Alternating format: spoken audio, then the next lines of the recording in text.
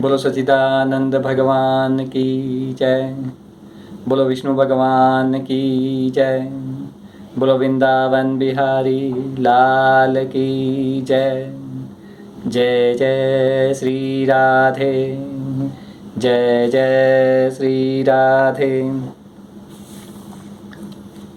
एक बार कुरुष देश के अज्ञानी राजा पौंड्रक ने भगवान श्री कृष्ण के पास एक दूत भेजकर यह कहलाया कि भगवान वासुदेव मैं हूँ।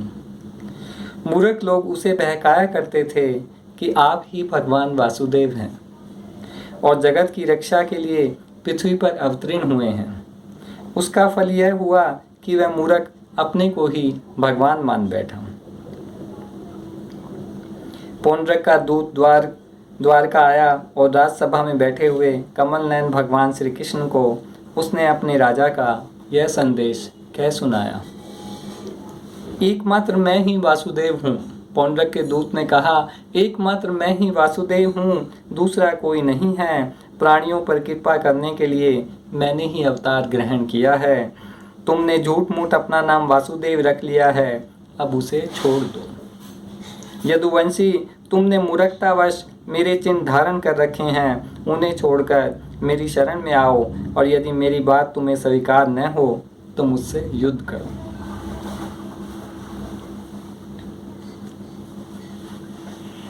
सुखदेव जी कहते हैं, परीक्षित, मंदमती पौंड्रक की यह बहक सुनकर उग्रसेन आदि सभासद जोर जोर से हंसने लगे। लोगों की हंसी समाप्त होने के बाद भगवान श्री कृष्ण ने दूत से कहा, तुम जाकर अपने राजा से कह देना कि रे मूढ़, मैं अपने चक्र आदि चिन्ह यूँ नहीं छोड़ूंगा, इन्हें मैं तुझ पर छोड़ूंगा। मैं अपने चक्र आदि चिन्ह यूँ नहीं छोड़ूंगा, इन्हें मैं तुझ पर छोड़ूंगा और केवल तुझ पर ही नहीं, तेरे उन साथियों पर भी जिनके बहकाने से तू इस प्रकार बहक रहा है।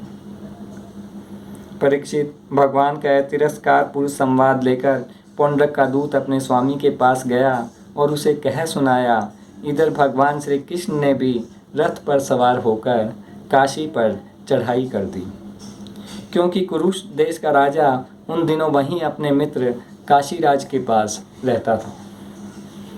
भगवान श्री कृष्ण के आक्रमण का समाचार पाकर महारथी पौंड्रक भी 2 अक्षौहिणी सेना के साथ शीघ्र ही नगर से बाहर निकल आया।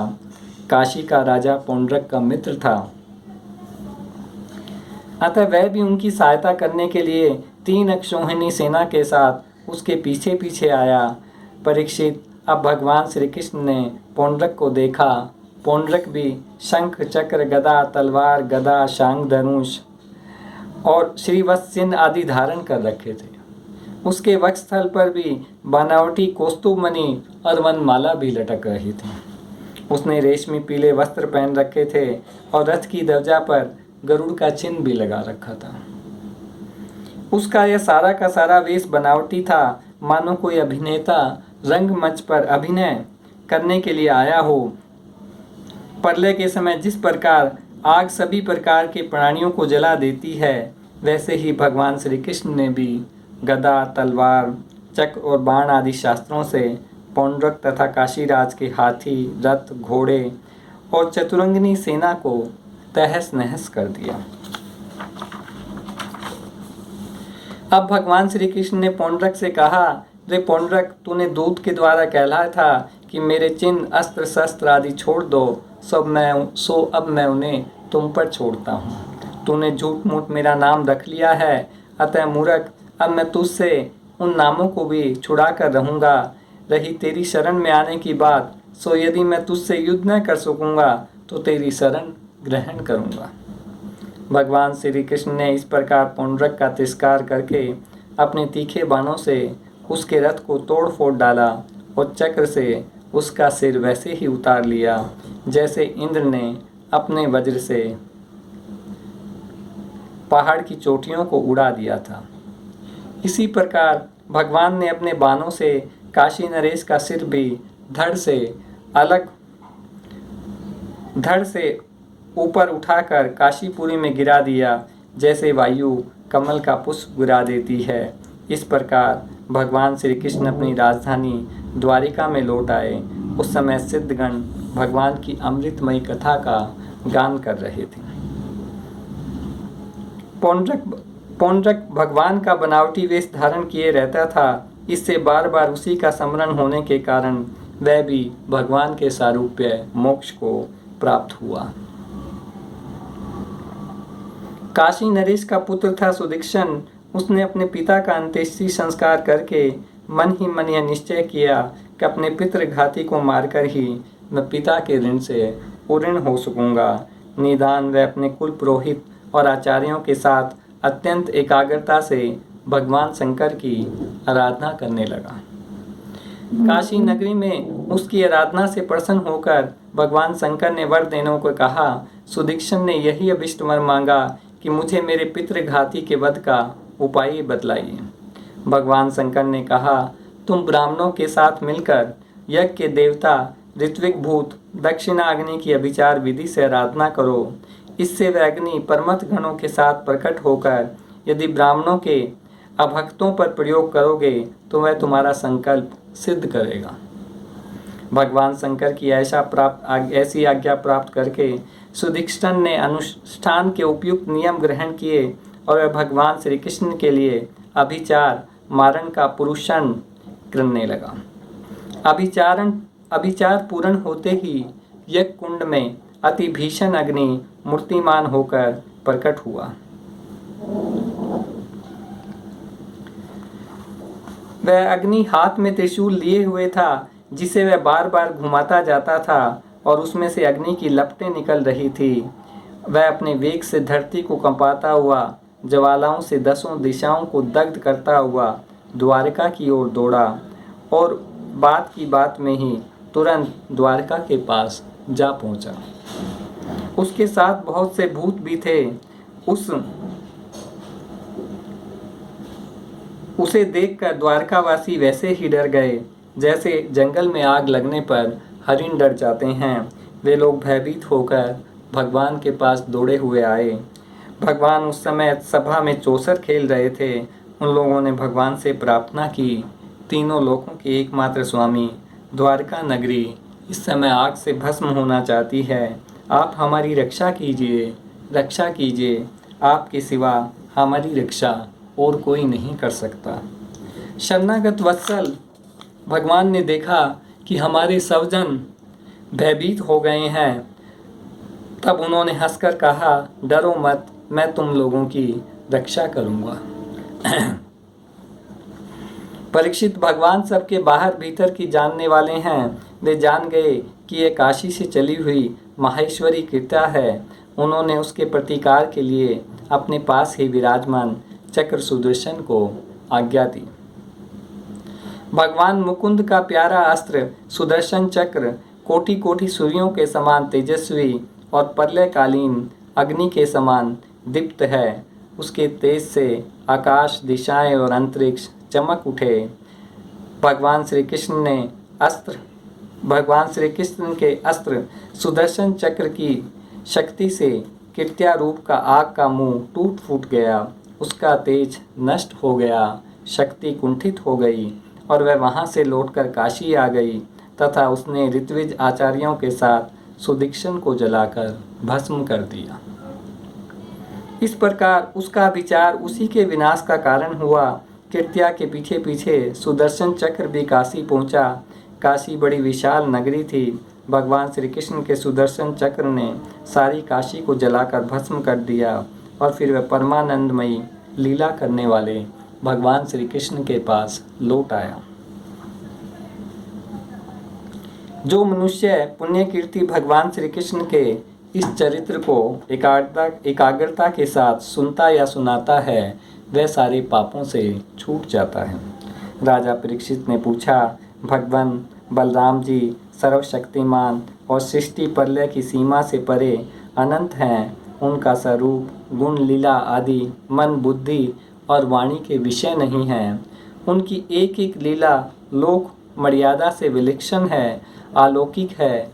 उन्होंने जो कुछ अद्भुत कर्म किए हो उन्हें मैं फिर सुनना चाहता हूँ। परीक्षित ने ऐसी प्रार्थना की। सुखदेव जी ने कहा, परीक्षित, द्विंद नाम का एक वानर था। वह भौमासुर का सखा, सुग्रीव का मंत्री और मैंद का शक्तिशाली भाई था। जब उसने सुना कि श्री कृष्ण ने भौमासुर को मार डाला, तब वह अपने मित्र की मित्रता के ऋण से उऋण होने के लिए राष्ट्र विरोध करने पर उतारू हो गया। वह वानर बड़े बड़े नगरों, गांवों, खानों और अहीरों की बस्ती में आग लगाकर उन्हें जलाने लगा। द्विंद वानर में 10,000 हाथियों का बल था। एक दिन वह दुष्ट सुललित संगीत सुनकर रैवतक पर्वत पर गया। वहां उसने देखा कि यदुवंश शिरोमणि बलराम जी सुंदर सुंदर युवतियों के झुंड में विराजमान हैं। उनका एक एक अंग अत्यंत सुंदर और दर्शनीय है और वक्षस्थल पर कमलों की माला लटक रही है, कमल पुष्पों की माला लटकी हुई है। वे मधुपान करके मधुर संगीत गा रहे थे।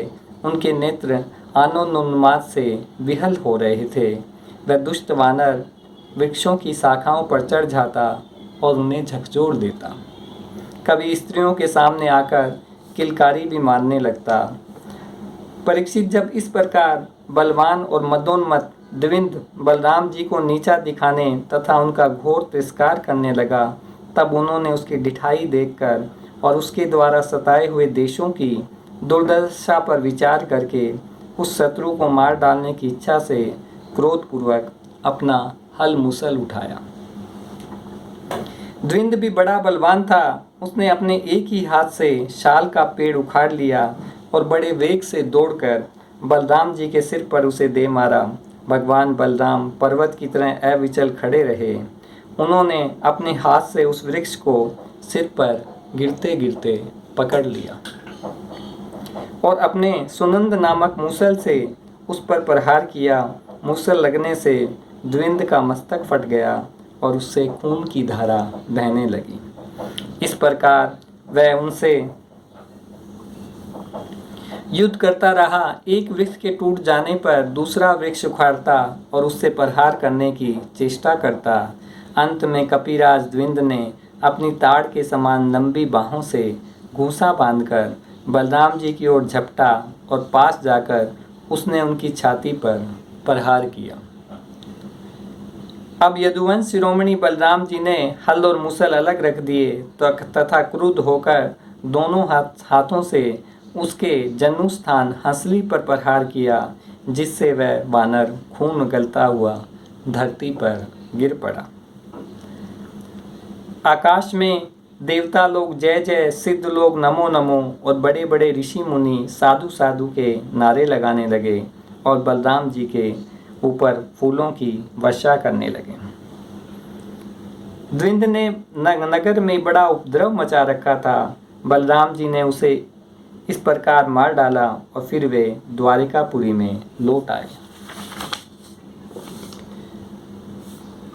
कौरवों पर बलराम जी का कोप और शाम का विवाह। सुखदेव जी कहते हैं, परीक्षित, जामवती नंबन सांब अकेले ही बहुत बड़े वीरों पर विजय प्राप्त करने वाले थे। वे स्वयंवर में स्थित दुर्योधन की कन्या लक्ष्मणा को हर लाए। इससे कौरवों को बड़ा क्रोध हुआ। वे बोले, यह बालक बहुत ढीठ है, देखो तो सही, इसने हम लोगों को नीचा दिखाकर बलपूर्वक हमारी कन्या का अपहरण कर लिया है। वह तो इसे चाहती भी न थी। अतः इस ढीठ को पकड़कर बांध लो। यदि यदुवंशी लोग रुष्ट भी होंगे तो वे हमारा क्या बिगाड़ लेंगे। ऐसा विचार करके कर्ण, सल, यज्ञकेतु, दुर्योधन आदि वीरों ने करुवंश के बड़े बूढ़ों की अनुमति ली तथा शांब को पकड़ लेने की तैयारी की। जब महारथी शाम ने देखा कि धृतराष्ट्र के पुत्र मेरा पीछा कर रहे हैं, तब एक सुंदर धनुष चढ़ाकर सिंह के समान अकेले ही रणभूमि में डट गए। इधर कर्ण को मुखिया बनाकर कौरव वीर धनुष चढ़ाए हुए शाम के पास आ पहुँचे और क्रोध में भरकर उनको पकड़ लेने की इच्छा से खड़ा रह इस प्रकार ललकारते हुए बाणों की वर्षा करने लगे। शाम ने अपने सुंदर धनुष का टंकार करके कर्ण आदि 6 वीरों पर, जो अलग अलग 6 रथों पर सवार थे, 6 बाणों से एक साथ अलग अलग प्रहार किया। इस प्रकार कौरवों ने युद्ध में बड़ी कठिनाई और कष्ट से सांब को रथहीन करके बांध लिया। इसके बाद वे उन्हें तथा अपनी कन्या लक्ष्मणा को लेकर जय मनाते हुए हस्तिनापुर लौट आए। परीक्षित नारद जी से यह समाचार सुनकर यदुवंशियों को बड़ा क्रोध आया। वे महाराज उग्रसेन की आज्ञा से कौरवों पर चढ़ाई करने की तैयारी करने लगे। बलराम जी कलह प्रधान कलयुग के सारे पाप ताप को मिटाने वाले हैं। उन्होंने कुरुवंशियों और यदुवंशियों के लड़ाई झगड़े को ठीक न समझा और समय सूर्य के समान तेजस्वी रथ पर सवार होकर हस्तिनापुर गए। उसके साथ कुछ ब्राह्मण और यदुवंश के बड़े बूढ़े भी गए। हस्तिनापुर पहुंचकर बलराम जी नगर के बाहर एक उपवन में ठहर गए और कौरव लोग क्या करना चाहते हैं इस बात का पता लगाने के लिए उन्होंने उद्धव जी को धृतराष्ट्र के पास भेजा। उद्धव जी ने कौरवों की सभा में जाकर निवेदन किया कि बलराम जी पधारे हैं। अपने परम हितैषी प्रियतम बलराम जी का आगमन सुनकर कौरवों की प्रसन्नता की सीमा न रही। वे उद्धव जी का विधि पूर्वक सत्कार करके अपने हाथों में मांगलिक सामग्री लेकर बलराम जी की अगवानी करने चले। तदंतर उन लोगों ने परस्पर एक दूसरे का कुशल मंगल पूछा और यह सुनकर कि सब भाई बंधु सकुशल है, बलराम जी ने बड़ी धीरता और गंभीरता के साथ यह बात कही। सर्वसमर्थ राजाधिराज महाराज उग्रसेन ने तुम लोगों को एक आज्ञा दी है। बलराम जी ने कहा कि महाराज उग्रसेन ने तुम लोगों को एक आज्ञा दी है, उसे तुम एकाग्रता और सावधानी के साथ सुनो और अविलंब उसका पालन करो। उग्रसेन जी ने कहा है कि हम जानते हैं कि तुम लोगों ने कईयों ने मिलकर अधर्म से अकेले धर्मात्मा शांब को हरा दिया और बंदी बना लिया है। यह सब हम इसलिए सह लेते हैं कि हम संबंधियों में परस्पर फूट न बने, एकाग्रता बनी रहे।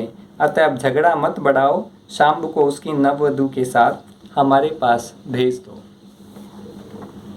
परीक्षित, बलराम जी की वाणी वीरता, शूरता और बल पुरुष के उत्कर्ष से परिपूर्ण और उनकी शक्ति के अनुरूप थी। यह बात सुनकर कुरुवंशी क्रोध से तिलमिला उठे। वे कहने लगे, ओहो यह तो बड़े आश्चर्य की बात है। ओहो यह तो बड़े आश्चर्य की बात है। सचमुच काल की चाल को कोई टाल नहीं सकता। देखो तो, तभी तो आज पैरों की जूती उस सिर पर चढ़ना चाहती है जो श्रेष्ठ मुकुट से सुभूषित है।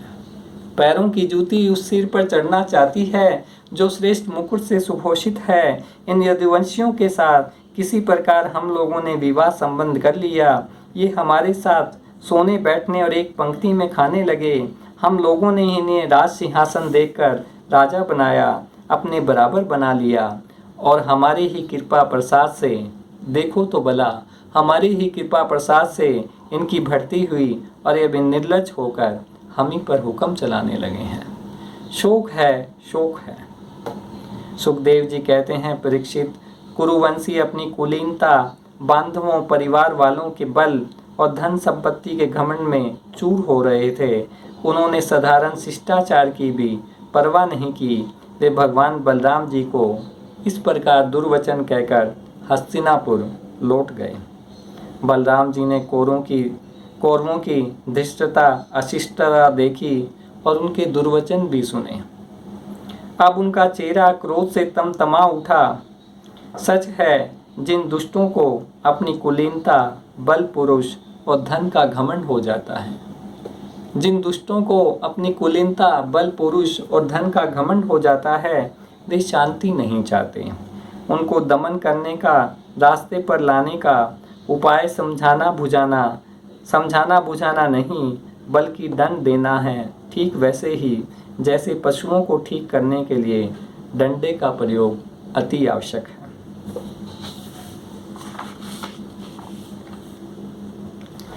मेरे जैसा पुरुष जो इनका शासन कर सकता है, इन्हें दंड देकर इनके होश ठिकाने ला सकता है। भला इनकी बातों को कैसे सहन कर सकता है।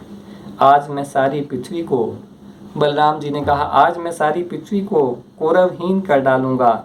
इस प्रकार कहते कहते बलराम जी क्रोध से ऐसे भर गए मानो त्रिलोकी को भस्म कर देंगे। वे अपना हल लेकर खड़े हो गए। उन्होंने उसकी नोक से बार बार चोट करके हस्तिनापुर को उखाड़ लिया और उसे डुबोने के लिए बड़े क्रोध से गंगा जी की ओर खींचने लगे। हल से खींचने पर हस्तिनापुर इस प्रकार कांपने लगा मानो जल में कोई नाव डगमगा रही हो। जब कौरवों ने देखा कि हमारा नगर तो गंगा जी में गिर रहा है, तब वे घबरा उठे। जब कौरवों ने देखा कि हमारा नगर तो गंगा जी में गिर रहा है, तब वे घबरा उठे। फिर उन लोगों ने लक्ष्मणा के साथ शाम को आगे किया और अपनी प्राणों की रक्षा के लिए कुटुंब के साथ हाथ जोड़कर सर्वशक्तिमान उन्हीं भगवान बलराम जी की शरण में गए और कहने लगे, लोकाभिराम बलराम जी, आप सारे जगत के आधार शेष जी हैं। आप सारे जगत के आधार शेष जी हैं। हम आपका प्रभाव नहीं जानते। अनंत आपके सहस्त्र सिर हैं और आप खेल खेल में ही इस भूमंडल को अपने सिर पर रखे रहते हैं।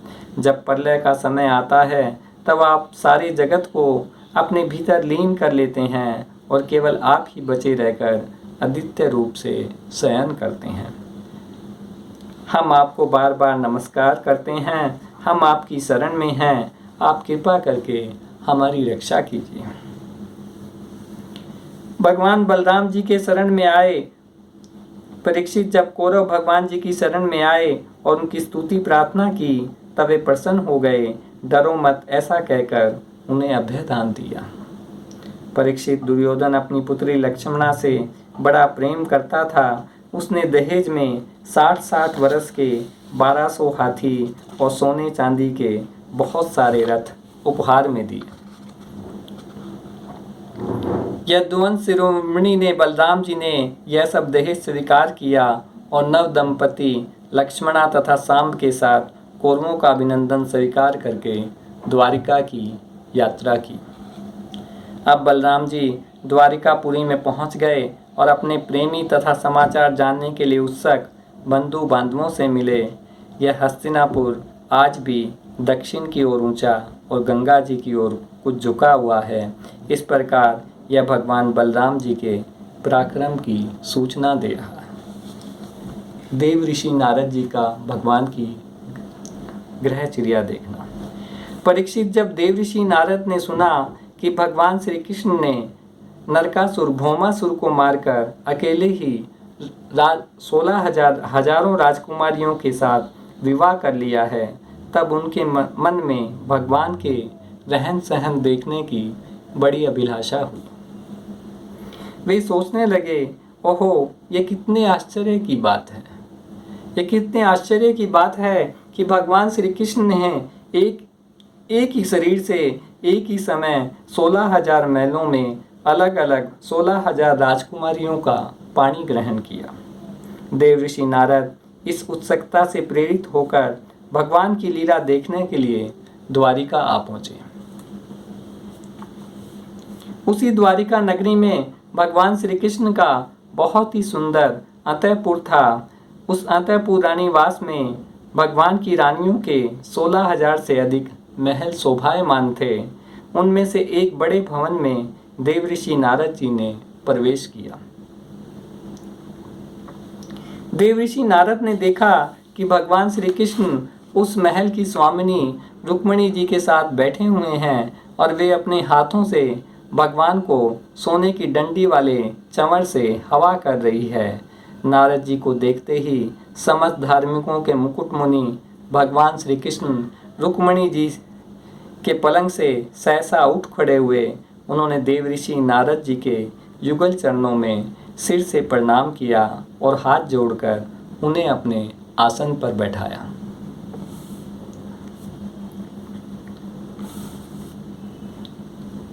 भगवान श्री कृष्ण ने समय ही नारद जी के पांव पखारे और उनका चरणामृत अपने सिर पर धारण किया। उसके बाद अमृत से भी मीठे किंतु थोड़े शब्दों में उनका स्वागत सत्कार किया और फिर कहा, प्रभो प्रभो, आप तो समय समग्र ज्ञान, वैराग्य, धर्म, यश, श्री और ऐश्वर्य से परिपूर्ण है। आपकी हम क्या सेवा करें? देवऋषि नारद ने कहा, भगवान, आप समस्त लोगों के एकमात्र स्वामी हैं। यह बड़े सौभाग्य की बात है कि आज मुझे आपके चरण कमलों के दर्शन हुए। आपके चरण कमल संपूर्ण जनता को परम शाम्य मोक्ष देने में समर्थ है। जिनके ज्ञान की कोई सीमा नहीं है, वे ब्रह्मा शंकर आदि सदा सर्वदा अपने हृदय में उनका चिंतन करते रहते हैं। आप ऐसी कृपा कीजिए कि आपके उन चरण कमलों की स्मृति सर्वदा बनी रहे और मैं चाहे जहाँ जैसे रहूं, उनके ध्यान में तन्मय रहूं। परीक्षित, इसके बाद देवऋषि नारद जी योगीश्वरों के भी ईश्वर भगवान श्री कृष्ण की योग माया का रहस्य जानने के लिए उन्होंने उनकी दूसरी पत्नी के महल में गए। वहां उन्होंने देखा कि भगवान श्री कृष्ण अपनी प्राण प्रिया और उद्धव जी के साथ चौसर खेल रहे हैं। वहां भी भगवान ने खड़े होकर उनका स्वागत किया, आसन पर बैठाया, विविध सामग्रियों द्वारा बड़ी भक्ति से उनकी अर्चना पूजा की। इसके बाद भगवान ने नारद जी से अनजान की तरह पूछा, आप यहाँ कब पधारे? आप यहाँ कब पधारे? आप तो परिपूर्ण आत्मा राम हैं, आप्त काम है और हम लोग हैं अपूर्ण। ऐसी अवस्था में भला हम आपकी क्या सेवा कर सकते हैं? नारद जी यह सब देख सुनकर चकित और विस्मित हो रहे थे। वे वहां से उठकर चुपचाप दूसरे महल में चल दिए। उस महल में भी देवऋषि नारद ने देखा कि भगवान श्री कृष्ण अपने नन्हे नन्हे बच्चों को दुलार रहे हैं। वहां से वे दूसरे महल में गए तथा क्या देखते हैं कि भगवान श्री कृष्ण स्नान की तैयारी कर रहे हैं।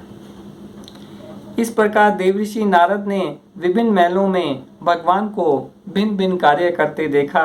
कहीं वे यज्ञ कुंडों में हवन कर रहे हैं, कहीं ब्राह्मणों को भोजन करा रहे हैं, कहीं यज्ञ का अवशेष समय भोजन कर रहे हैं, कहीं संध्या कर रहे हैं, तो कहीं मौन होकर गायत्री का जप कर रहे हैं।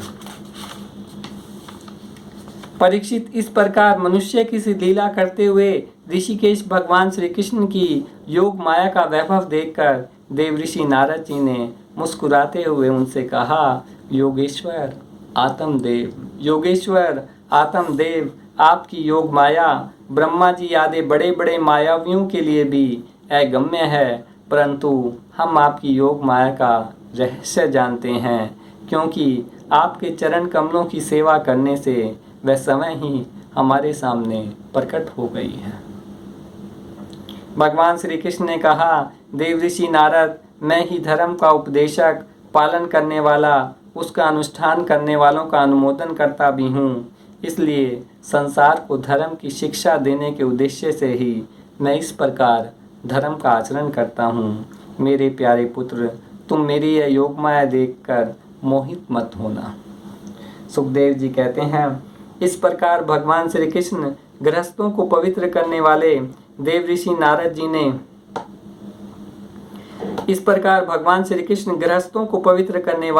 श्रेष्ठ धर्मों का आचरण कर रहे थे। यद्यपि वे एक ही हैं, फिर भी देवऋषि नारद जी ने उनकी प्रत्येक पत्नी के महल में अलग अलग देखा। भगवान श्री कृष्ण की शक्ति अनंत है। द्वारका में भगवान श्री कृष्ण गृहस्थ की भांति ऐसा आचरण करते हैं मानो धर्म, अर्थ और काम रूप पुरुषार्थों में उनकी बड़ी श्रद्धा है। उन्होंने देवऋषि नारद का बहुत सम्मान किया। वे अत्यंत प्रसन्न होकर भगवान का स्मरण करते हुए वहां से चले गए।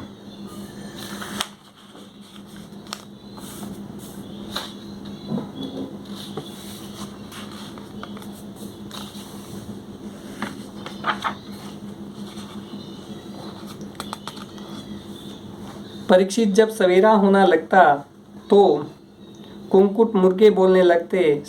तब श्री कृष्ण पत्नियां, जिनके कंठ में श्री कृष्ण ने अपनी भुजा डाल रखी है, उनके विछोह की आशंका से व्याकुल हो जाती और उन मुर्गों को कोसने लगती। परीक्षित, भगवान का आत्म स्वरूप सजातीय, विजातीय, अस्वागत भेद से रहित एक अखंड है, क्योंकि उसमें किसी प्रकार की उपाधि या उपाधि के कारण होने वाला अन्य वस्तु का अस्तित्व नहीं है। और यही कारण है कि वह अविनाशी सत्य है। जैसे चंद्रमा, सूर्य आदि नेत्र इंद्रियों के द्वारा और नेत्र इंद्रियां चंद्रमा, सूर्य आदि के द्वारा प्रकाशित होती है, वैसे ही वह आत्म स्वरूप दूसरे के द्वारा प्रकाशित नहीं, समय प्रकाश है। बोलो सच्चिदानंद भगवान की जय। बोलो विष्णु भगवान की जय। बोलो वृंदावन बिहारी लाल की जय। जय जय श्री राधे, जय जय श्री राधे।